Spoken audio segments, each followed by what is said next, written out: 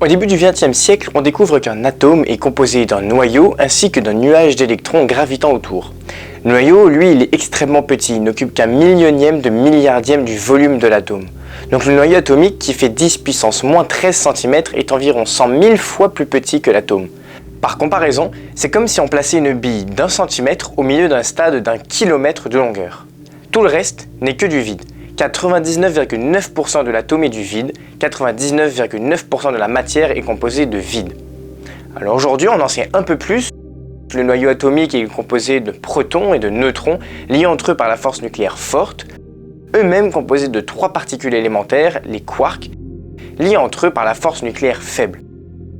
Plus de détails, je vous renvoie vers une de mes dernières vidéos. Alors, vous l'aurez compris, la matière qui nous entoure est en très grande majorité composée de vide. Alors, 2 questions peuvent se poser. D'abord, pourquoi nous ne traversons pas tout? Et ensuite, que se passerait-il si nous enlevions toute la matière autour de nous? Qu'est-ce que serait un vrai vide, si a priori, tout ce qui nous entoure est déjà globalement composé de vide? Alors, pour les 2 questions, la mécanique quantique nous répond globalement que c'est la conséquence du flou quantique, lié au principe d'incertitude.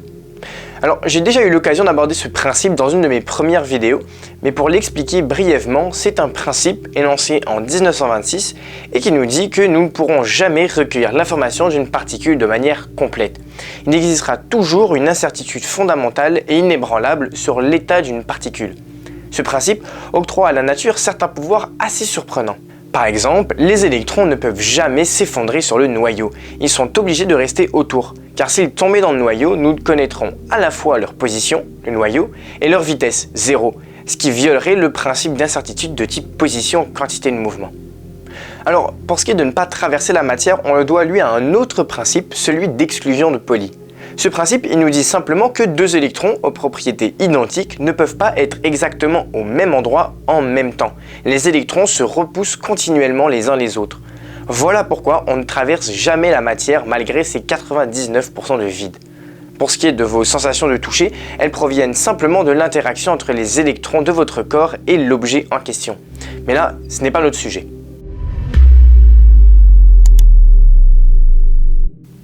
Alors, le principe d'incertitude est aussi valable pour des relations de type énergie-temps. Il est fondamentalement impossible de connaître à la fois la durée de vie d'une particule et son énergie. Plus la durée de vie d'une particule est courte, plus son énergie est incertaine. Inversement, plus sa durée de vie est longue, plus son énergie peut être mesurée précisément. Donc mesurer l'énergie d'un électron d'une précision infime requiert un temps infini. Alors, ce flou quantique entre durée de vie et énergie octroie à la nature un étonnant pouvoir. Elle peut violer le principe de conservation de l'énergie en créant des particules virtuelles, des particules qui n'existent qu'un temps extrêmement court et qui nous entourent en permanence. Alors, pour rappel, le principe de conservation de l'énergie, c'est le fait qu'aucune énergie ne peut être créée ou détruite, elle ne peut qu'être transformée d'une forme à une autre ou transférée d'un endroit à un autre. Mais à l'échelle quantique, ce n'est pas vraiment pareil. Ce principe est violé un très court instant et il faut juste que le principe d'incertitude soit satisfait. Alors, dans le livre qui m'a servi à faire cette vidéo, je vous le mets juste ici, il y a une comparaison que je trouve excellente. La nature se comporte comme une sorte de banque. Elle prête de l'argent, mais elle veut aussitôt la récupérer sans intérêt. Alors le prêt, lui, il est contrôlé par le principe d'incertitude. Donc plus l'énergie prêtée est grande, plus le prêt doit être remboursé rapidement. Si bien que la durée de vie est extrêmement petite, de l'ordre d'un millième de milliardième de seconde pour un électron virtuel.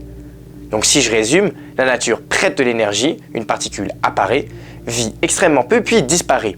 La nature récupère son énergie et les comptes sont équilibrés. Alors si en revanche la conservation de l'énergie peut être violée, la conservation des charges, elle ne peut pas l'être. Ce qui fait qu'une particule virtuelle apparaît toujours avec son antiparticule. De cette manière, la charge totale est de 0 et là la nature est encore plus heureuse.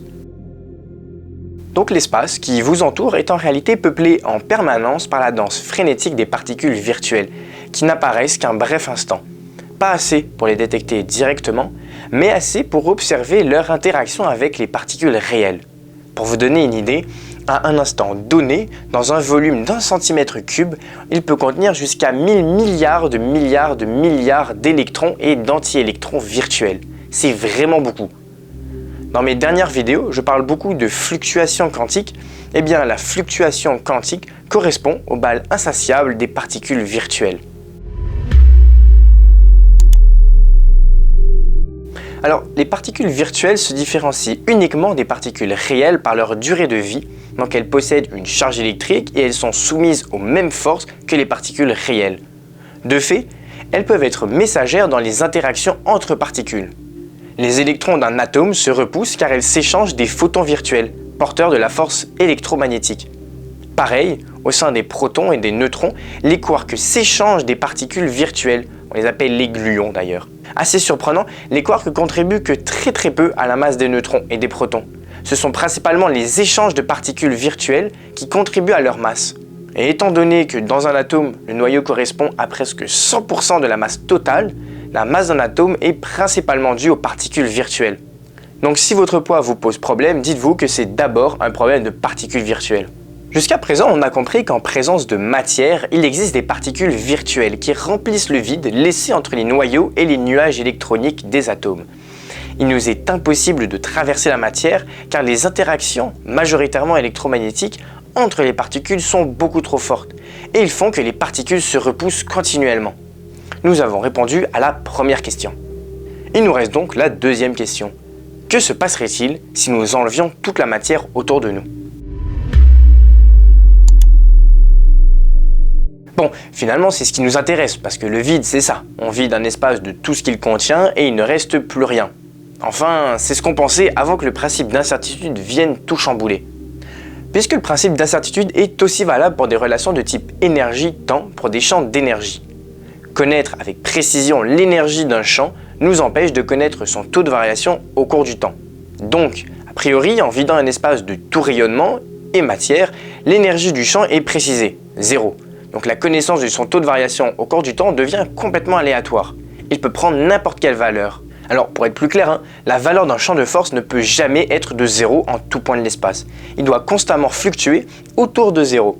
Sa valeur précise est encore inconnue. Aujourd'hui, deux valeurs ont été trouvées via deux processus complètement différents. D'abord, via la constante cosmologique, on obtient une valeur de 10 puissance moins 9 joules par mètre cube. Et via la version quantique de l'électromagnétisme, ce qu'on appelle l'électrodynamique quantique, on obtient une valeur de 10 puissance 113 joules par mètre cube. Une divergence qui porte le nom de catastrophe du vide, puisque ce sont deux valeurs extrêmement différentes entre l'observation et le calcul. Donc, quoi que nous fassions, il existera toujours, en tout point de l'espace, une énergie de base, une énergie résiduelle qui, quoi que nous fassions, sera toujours là. C'est ce qu'on appelle l'énergie du point zéro. Le point zéro correspond donc à l'énergie minimale possible dans un espace.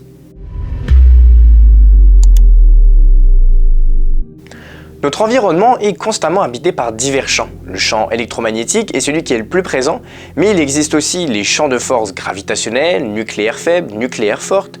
Les particules aussi sont aussi associées à des champs puisqu'elles se comportent comme des corps, mais aussi comme des ondes.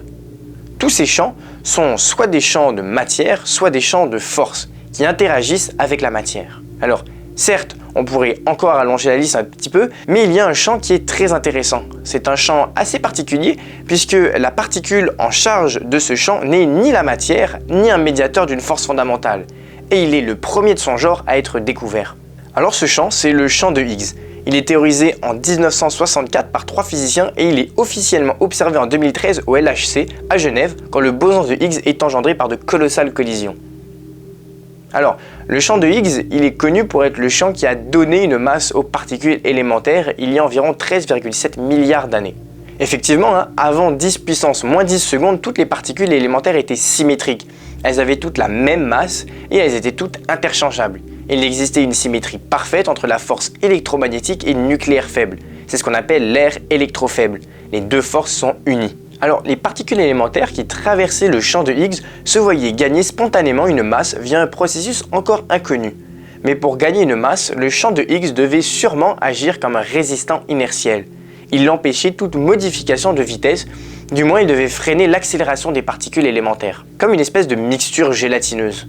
Mais 10 puissance moins 10 secondes après le Big Bang, l'univers est devenu assez froid et le champ de Higgs subit un ultime changement d'état, comme l'eau qui passe de l'état liquide à l'état gazeux. Le champ de Higgs se cristallise en un champ dit électrofaible.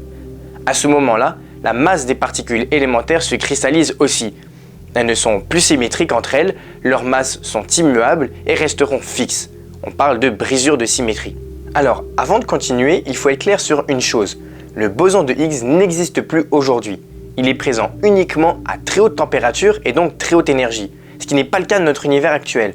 Au LHC, il a fallu créer de puissantes collisions pour exciter le champ de Higgs et faire apparaître des bosons de Higgs. Comme ce que l'on fait avec l'eau, on excite l'eau en la tapotant pour faire apparaître des vagues. Pour ce qui est de son rôle à jouer dans la masse des particules élémentaires, il est uniquement question des quarks, puisqu'à l'époque où le champ de Higgs n'était pas cristallisé, seuls les quarks existaient. La masse des atomes, elle provient principalement des protons et des neutrons, et leur masse à eux proviennent principalement des gluons, les particules virtuelles qui gardent les quarks liés entre eux. Donc le quark, dont la masse provient de son interaction avec le champ de Higgs, ne contribue que très peu à la masse des atomes, et donc de ce qui nous entoure. Donc attention, le champ de Higgs n'est pas responsable de la masse des objets macroscopiques qui nous entourent. Ce sont les particules virtuelles les responsables, il ne faut pas le confondre. Alors, depuis cette ultime transition de phase, l'univers est stable, il n'a connu aucune autre transition. Mais mesurer la stabilité de notre univers n'est pas quelque chose de très simple. Mais le meilleur moyen de le mesurer, c'est à travers le boson de Higgs. En physique quantique, plus une particule est massive, moins elle est stable. Donc une particule massive va toujours chercher à devenir moins massive en se désintégrant. Alors, depuis la découverte du boson de Higgs en 2013, on a réussi à mesurer sa masse, 125,11 plus ou moins 0,11 gigaelectronvolts. Elle est donc très massive, assez pour être instable et se désintégrer en particules moins massives, mais pas assez pour devenir plus stable, elle est dans un état dit métastable. Le boson de Higgs pourrait donc chercher à se loger dans son état de stabilité complète et immuable, on parlerait de vrai vide. Un peu comme une roche logée en haut de la crête, elle est stable, mais elle reste tout de même à la merci de vents violents qui peuvent la déloger et la pousser encore plus bas. Le boson de Higgs serait donc dans un état de faux vide, métastable, et pourrait chercher à se stabiliser dans un état de vrai vide. Dans le cas de cette nouvelle transition de phase, c'est l'ensemble de l'univers qui pourrait en payer le prix. En fait, on n'a vraiment aucune idée de la réaction de notre univers face au vrai vide, mais il est plus probable qu'improbable que l'univers soit radicalement modifié. Notre environnement est constamment habité par divers champs d'énergie, de force et de matière. Le vide possède une énergie, cette énergie fluctue autour de zéro et elle correspond aux fluctuations du vide causées par l'apparition de particules virtuelles par milliards. On l'appelle l'énergie du point zéro et elle correspond à l'énergie du vide, qui pour le coup ne l'est pas vraiment. Je pense que s'il y a une chose que vous devrez retenir, c'est que la masse de ce qui nous entoure provient en très grande majorité d'une marée de particules virtuelles, qui interagissent avec les particules élémentaires au sein des protons et des neutrons, au niveau des noyaux atomiques. Donc la masse est beaucoup plus une question de particules virtuelles que de particules réelles. Voilà, c'est tout pour aujourd'hui. Merci d'avoir suivi jusqu'ici. J'espère que le sujet vous aura plu et je vous invite à aller voir mes précédentes vidéos. Attention, je suis toujours à l'affût des éventuelles questions, alors n'hésitez pas. Et nous, on se dit à la prochaine. Ciao!